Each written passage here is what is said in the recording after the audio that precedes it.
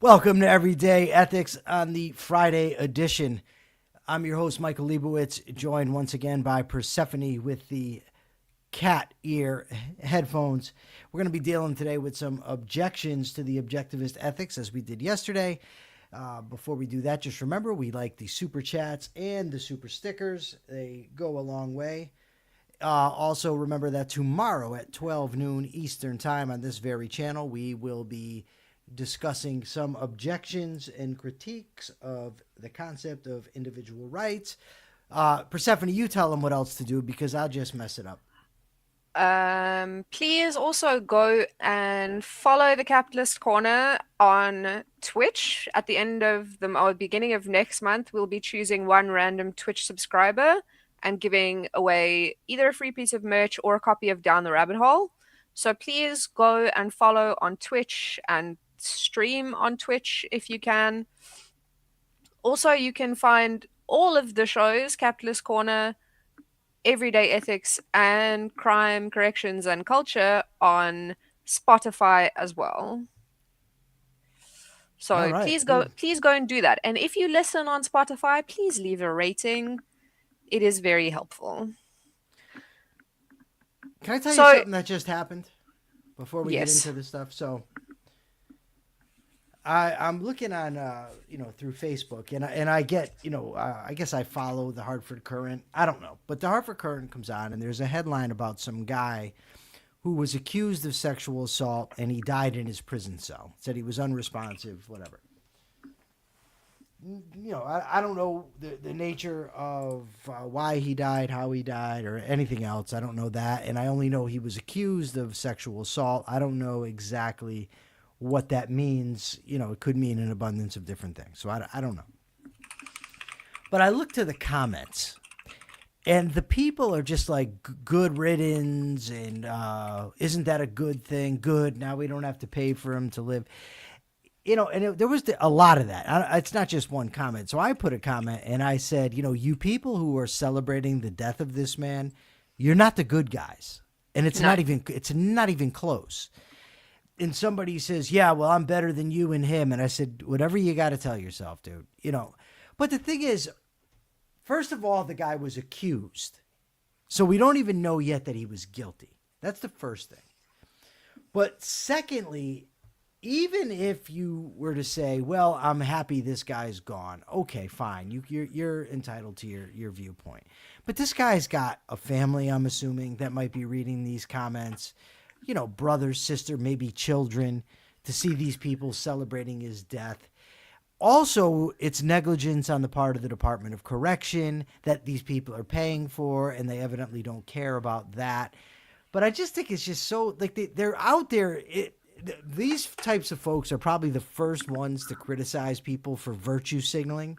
And that's what you're doing. You're just virtue signaling to your team about, tough on crime. You're a bunch of fucking pansies celebrating somebody's death on Facebook. If you really feel that way, why don't you go out? Never mind. But look, I just find it to be reprehensible behavior. What just remind me again, what was he accused of? All it says is he was accused of sexual assault. So that could be anywhere from he raped somebody, forcibly raped somebody, to he might have had sex with an underage girl. The guy, he looks like maybe young, early 20s, could have had sex with somebody under 16. It could have been he touched somebody inappropriately. I don't know what ultimately what he did, because I the article is behind a paywall, so I couldn't Yeah. find out what exactly he did. But ultimately, the guy's dead. And the fact that you people like have nothing better to do with your lives than post comments on Facebook about how happy you are that he's dead, it's like, get a life. Like the thing is, to me, like, okay, cool. If it was that he did rape someone, that's not, it's terrible, it's horrible, but it's not worthy of a death sentence. And especially if it's like, well, he was accused, and it's not something that people like to talk about. And but I mean, it's not like no one has ever lied about Well, this kind of thing. That's true, and I'll just read some of the comments to you. It says CT man being held on sex assault accusations dies after being found unresponsive in jail cell. He did it his way. Thumbs up. Just saved the state a lot of money. Well done. All well that ends well. Thank you, Big Daddy. Okay, next. Perfect. This isn't unusual. You get arrested, go to jail. One must face the consequences of their actions. There's one we don't have to pay for. And what's the problem? Excuse me, isn't that a good thing? Good. Perfect. One less tax bill. One of many. Take him off the count. Should have done that before the sexual assault. Couldn't take the heat. Good. You know, I once told somebody, these guys, because my life's an open book. I put myself out there. Whatever. You could know what I did, who I am. And, I was on the air and this one guy kept critiquing me over and over. Look what he did. Look what he did. And I said, I'll tell you what, dude. Why don't you come on the air and tell everybody the 5 worst things you've ever done in your life? Let's see. I mean, since you're so willing to critique me based on stuff I did decades ago, let's see what you did when you were a teenager. Of course, he said no. Obviously. Right? But it's just that, and look, I'm all for judging people. Right? I'm all for it. But this is just ridiculous. You're not passing a judgment on somebody that you have to deal with or even passing judgment on his behavior. You're just publicly celebrating somebody's death based on a headline. Yeah, which you don't know exactly what his crime was. You don't know anything. Well, they may, because they may have read the article. Well, I mean, even if he did, right? You're saying no one is capable of change. Therefore, anybody who commits a crime that I deem, worthy of the death penalty should die. And then, God help you, those people, if you end up in a situation where you do something that other people say, well, you should be murdered in jail. And I know he wasn't murdered, but I mean, Yes. People. I want to. I'm going to see if I can find out exactly what he did. But yeah, that just caught my attention earlier. Yeah, that's horrible. I wish that people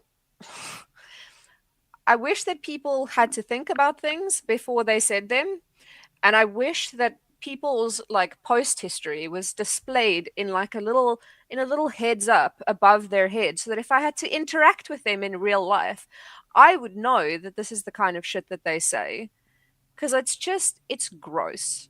You shouldn't be celebrating anybody's. It's gross. So while you find that, we had 2 questions on the website before we get into more objections to objectivism. So I can't. It can't figure out who it is because the article's behind a paywall.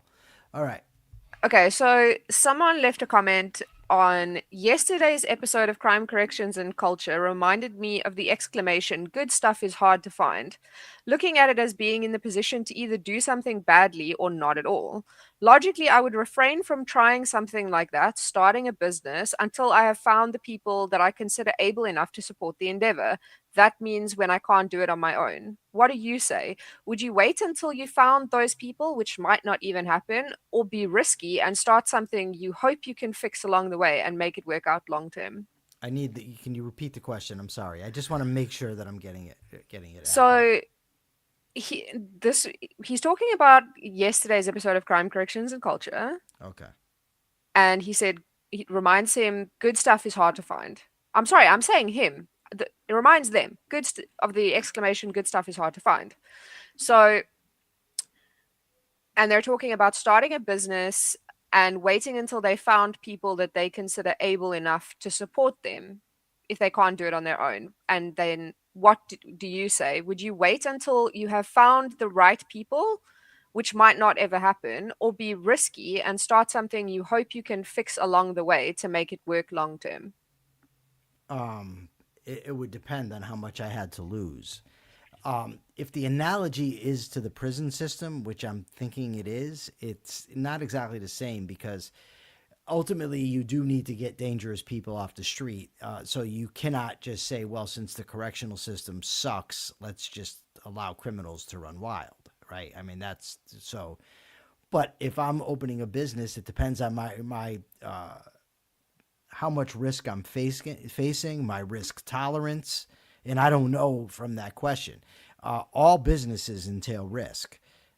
If you're waiting for the perfect situation to start, I wouldn't say do that. But if you're just setting yourself up to fail, I wouldn't do that either. Yeah. I if you don't have more information, then it is really difficult to make a call there. Like, how much risk is there? How not capable are the people that you're talking Right. about?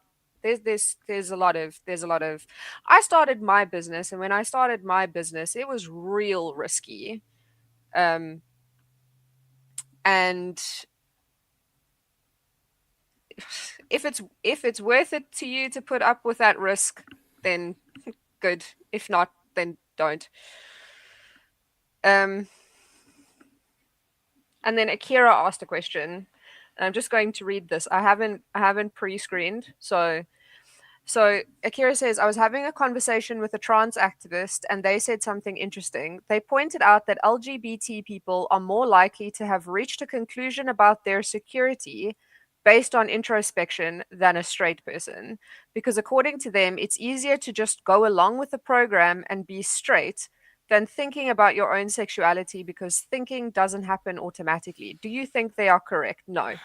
I think there's definitely something there, but I've actually met some people who stopped being LGBT. No, they didn't, which leads me to think they never actually were. Yes, you're right. And they went along with the program just like the straight people the activist was talking about.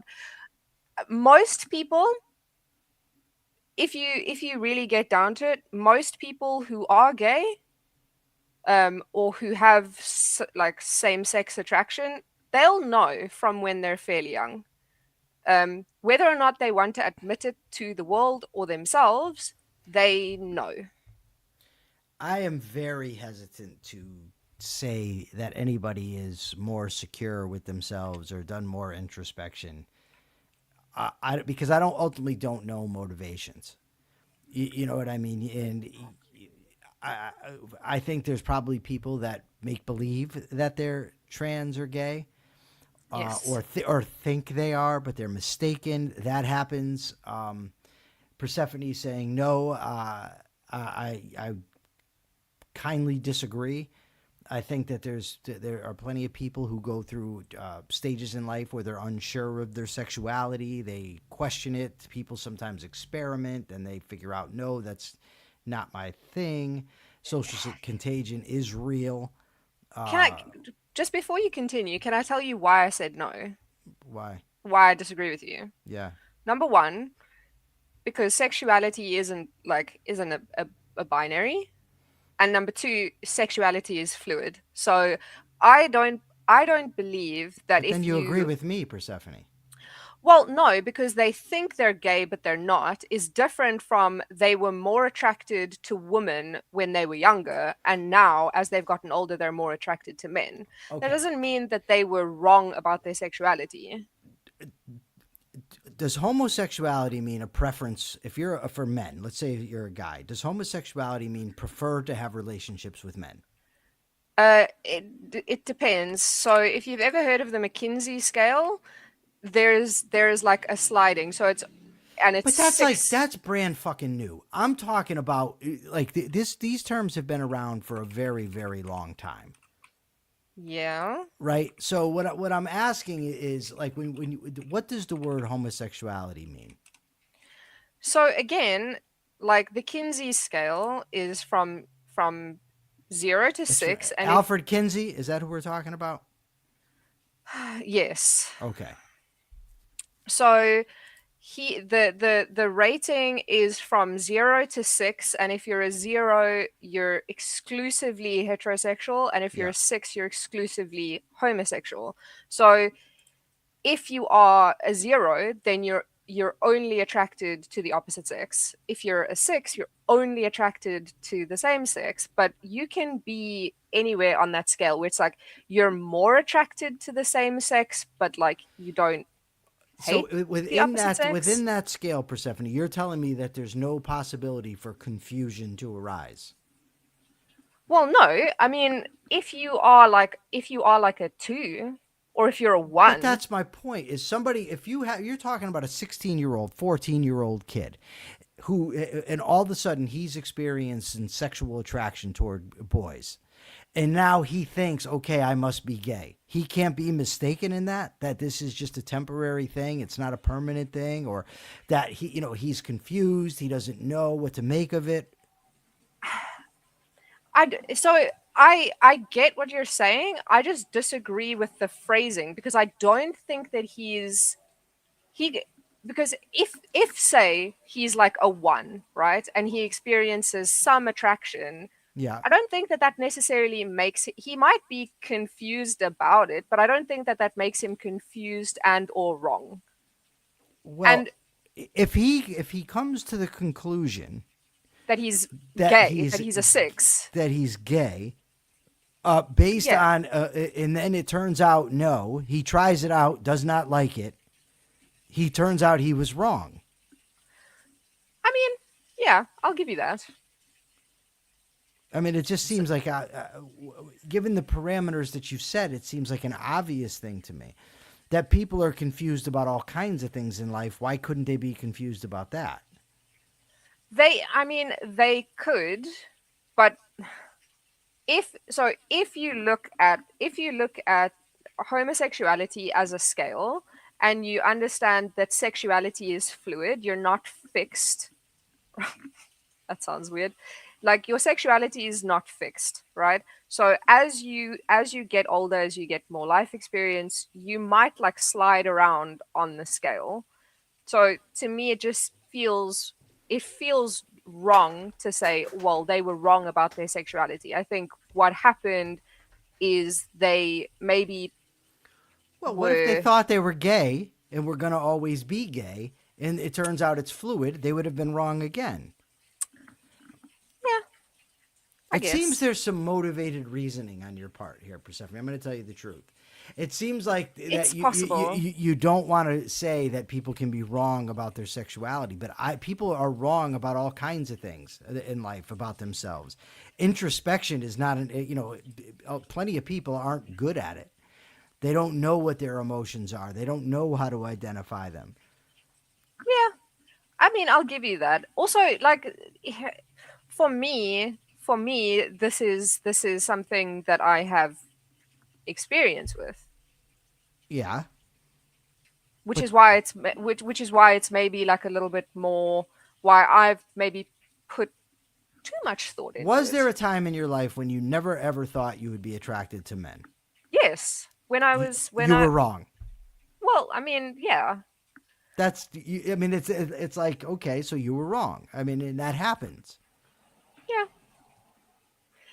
um, yeah. There was definitely a time when I thought that men were gross, and like not when I was like prepubescent, but No, like no, well into my yeah. dating life, I was like, men are icky. No, thank you. Um,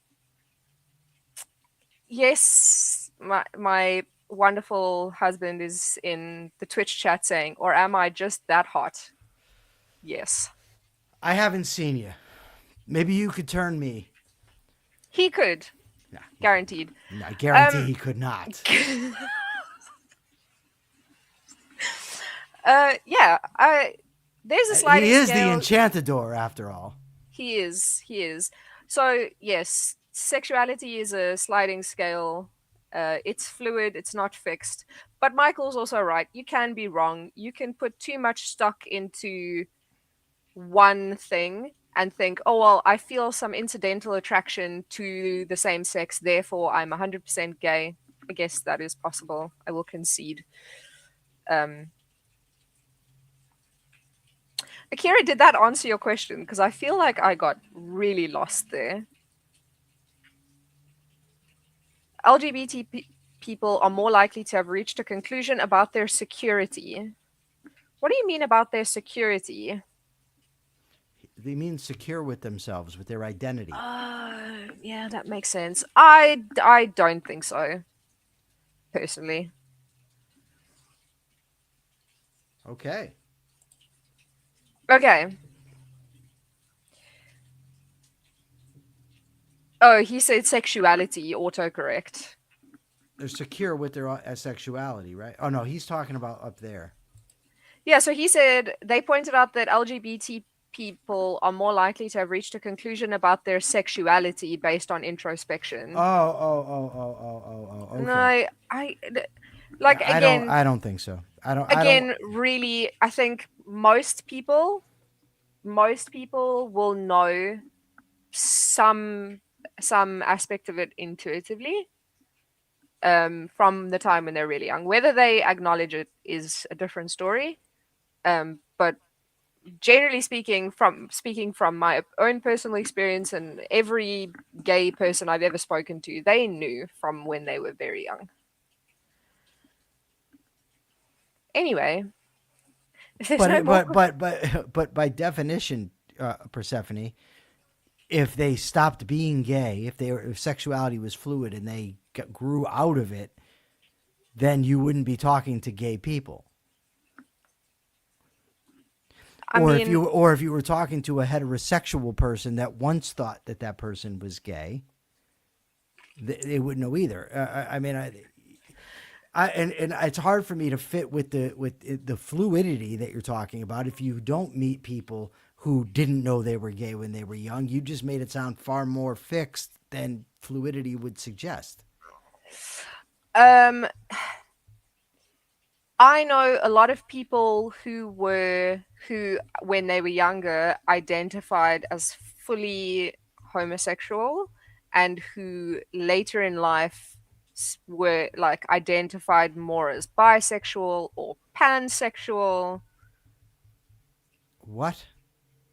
What Pansexual. the hell is that? It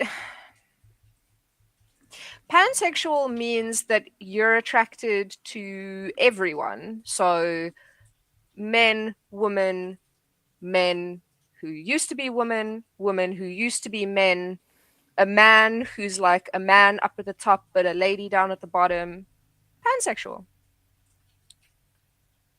All right. Don't it's it's just it's information that I have. And James asked a very good question. Why are people so concerned about an identity? They shouldn't be. Um, well, it depends what he means by concerned. I think that I certainly want to know myself. I'm concerned about knowing who I am, what I like, what I dislike, the values that I hold, the values that I don't hold. Are you see when I read that, I read because it's identity. Yeah, he says, what is this obsession with labels? You want to know yourself, but you don't want to slap a label on yourself. The obsession with labels. I don't know. It's an obsession with. I mean, it depends what he means. Ultimately, if what you mean is people who are obsessed with labels so that they can judge somebody on a non-ethical issue like homosexuality, for that I agree. But I think it's important to have words that identify concepts and identify dynamics. So if there's a person, for instance, that is heterosexual, I think that it's important to have the concept of heterosexual so you can identify it. I mean, like I need to know about a microphone or a computer or anything else. Okay, so when I read that comment, I think about people who sort of make their entire personality about the fact that they are trans or they are, genderqueer. If you're talking about like why are people so eager to have other people know their identity, Yeah. or why are people so obsessed with what another person is, that I would say I agree with because there's usually something else behind it. But I do think that it's important to identify facts. And I agree with Yeah. you. I agree with you, by the way, Persephone. Albert Ellis once said that, somebody who's 100% straight would be a very rigid person, he basically said. So uh, it, his point was that most people don't go 100% in either direction. So that would fit in sort of with your it's a continuum, I think, sexuality. Yes. Right? Yes. So I don't know. The reason ultimately to answer Jim's question is because religion's influence on our lives. That's why people are so fixated, because it ultimately carries a moral connotation. But honestly, I think it even goes deeper than that. After I said it, because then I realized that there's so many other parts of religion that people don't care about or don't focus on, but that they tend to. So I think there's a lot of insecurity involved in it.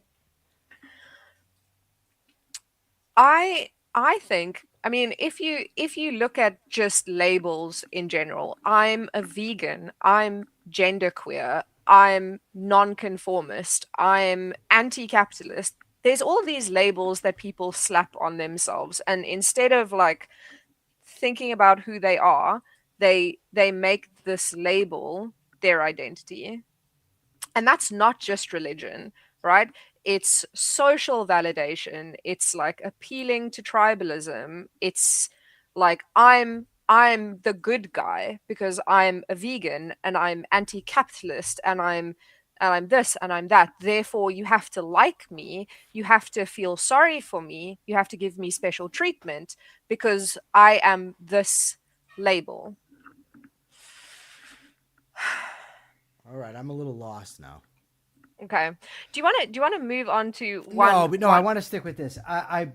The reason I'm lost is because I think that we're having multiple conversations, right? Mm. And I think that it's a difficult thing not to happen. And part of it was because of the autocorrect with Security versus Akira sexuality Felix. versus sexuality. So I think if meaning obsession with what people are or are not, I think it's very difficult to tell. Often, if somebody's not exactly to be identified on the scale. That's one problem. Another problem is that moral judgments come into the equation. I think there's the also the dynamic where people stay in the closet. They don't let other people know that they're gay, right? That has been a phenomenon. People were scared to come out. You also have, I think, with young people nowadays, sometimes think it's cool, so Yes. they will claim it even though it's not true, and all of this complicates the issue. My only point, as far as words go, is you do need words to identify real phenomenon, right? And that Yeah. helps. But when you sort of become obsessed with the word rather than actually identifying the thing, right? When you then I think it's a real problem. Yeah, I mean, understanding yourself, I feel like is different from or understanding yourself and being able to accurately describe yourself using the correct words, I think is different from the idea of labeling yourself and labeling others. Because accurately understanding yourself, yes, you need words, but labeling has a different connotation. It means like fitting someone into a little box. So nerds and jocks, goths and whatnot, as Akira says. There's so many labels that people use that are not necessarily accurate depictions, accurate But then like that's the problem. I If you're mean that's saying one people of are the you no, problems. well, okay, so if you are a gay person and you want to know where the bar to go to, where to find gay people, you say, "Oh, there's a gay bar." You know what they're talking about. Yeah. If you don't have that label, what do you say? Do you But ha- that's not but that's not a label. Of That's a course it descript No, is. it's not. It's a descriptor. So the gay bar What? is a If somebody identifies and says that I'm gay, it's a descriptive label, is it not? yes, but that's not that. So here, Akira says labels are supposed to be used as a shortcut to connect with other people. There is some overlap between a descriptor and a label, but labels have a specific connotation in discourse, which goes beyond just a descriptor for an aspect of your personality. Does that make sense? I think that there is as much risk in saying nobody can label anything or nobody should label. There shouldn't be labels as there is in labeling everybody and doing it inaccurately. That's what I think. I think that labels are important. I think that Jim hits the nail on the head. He says, I love labels. I love them so much. I use them carefully. And I think that that is true. So From Cambridge Dictionary, a label, a word or phrase that is used to describe the characteristics or qualities of people, activities, or things. And this is where the problem comes in, often in a way that is unfair. Okay. So I think that's true. If you're unfairly labeling somebody, that's a problem. If you're inaccurately labeling somebody, that's a problem. If you think that you're restricting an entire person to a label, that's a problem. For instance, if you say Jeremy, I just made the name up, is gay, and now you think that it encapsulates his entire identity and he's nothing more than gay, that's a problem. Okay. So that's a good dictionary definition of label. But if you look at label in popular discourse, labels function as condensed social tools used to categorize and communicate complex informations, often relying on generalizations, stereotypes, and social constructs. They serve as short phrases with strong meaning, and they are often adopted as self-identity or imposed by others. They are influential in shaping self-concept, not understanding self-concept, shaping self-concept. As positive labels inspire, while negative ones cause individuals to adopt negative traits. And then individualists tend to resist labels as flattening. Identity politics frameworks tend to embrace them as tools of recognition and solidarity, but the objection is really to categorization itself. It's to categorization they can't control or don't find useful. So yes, label means something, but in popular discourse or in discourse, it has a very specific connotation, which is. I'm gonna tell you something. When you talk to me, right, I don't give a fuck how many people misuse a word. Right? So telling me, well, in popular discourse, people only use it this way, I don't care. I care what words actually mean and what they actually are identifying. Do you Right. So here's ultimately what I think. I think that if you think you can reduce a human being to as one specific label, you're badly mistaken. I am a friend. I am a brother. I am a podcaster. I am an ex-convict. I'm a heterosexual. These are all descriptive labels that apply to me. Not one captures everything about me. That's true. So my question is, do you not think that understanding, at the very least, how a term is used in discourse is important? Because yes, words have meaning. Yes, I think it's important. But the meaning of words, as is demonstrated by history, the meaning of words do evolve over time. Yeah. You know why? Because of people misuse them. Because of the thing that happens. Yes. It's nothing that just happens. I get you. But also, if you are man alone in your desire to keep using a word as it is, and you ignore the movement of that, because do I want to say this? Who's ignoring the movement? Look, you can tell me this is what I mean when I'm saying this.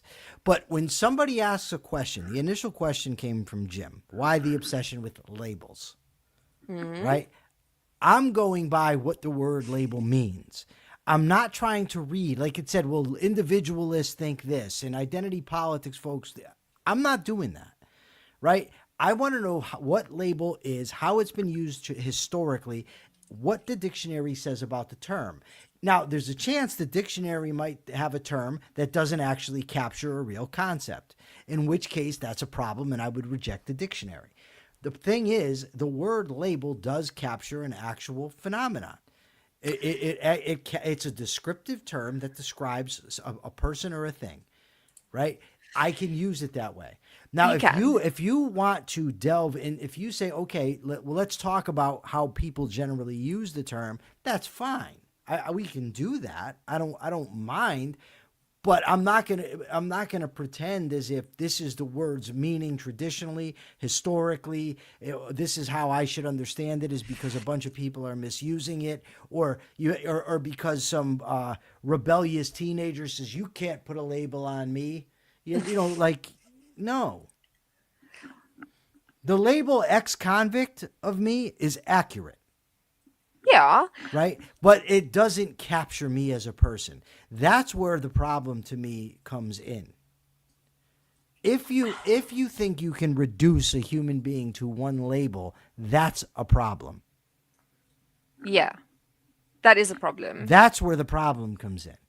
But that's the reason why you need to use language exactly and precisely, is to stop that type of thing from happening. Okay, wait. I have a question. So if you take label as the dictionary definition, Yes. right? And then you take the dictionary definition of obsessed. Do you think that it is okay for someone to be obsessed with labels? No. Not using labels to categorize information, but putting too much stock into the labels with the labels that they categorize themselves as and that they categorize other people as. Do you Okay. think that that's okay? I am, depending on what you mean by obsessed, right? I am very concerned with precision in language. If what you are asking me is, am I obsessed with what people identify themselves as, or obsessed with this person calls himself that, or this person calls herself that? No, I don't really give a damn. But if you're talking about the having precision in language, and in which case labels, i.e. words, yeah, I am a bit obsessed with that. And I think for good reason, because I want my own mind to be clear about what things mean. And when I communicate with people, I want them to understand what I mean, and I want to understand what they mean.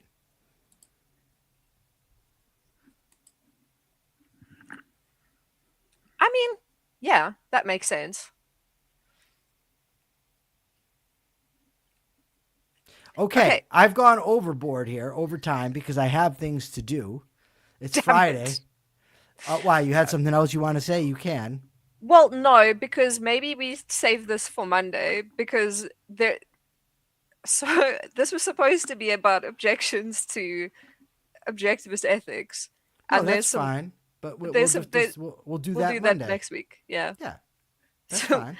Robert, so what have we learned? Don't use words bad. Sexuality can be complicated.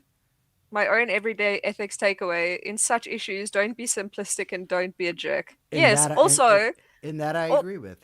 also go to the Capitalist Corner website and purchase a "Don't Be a Jerk" shirt.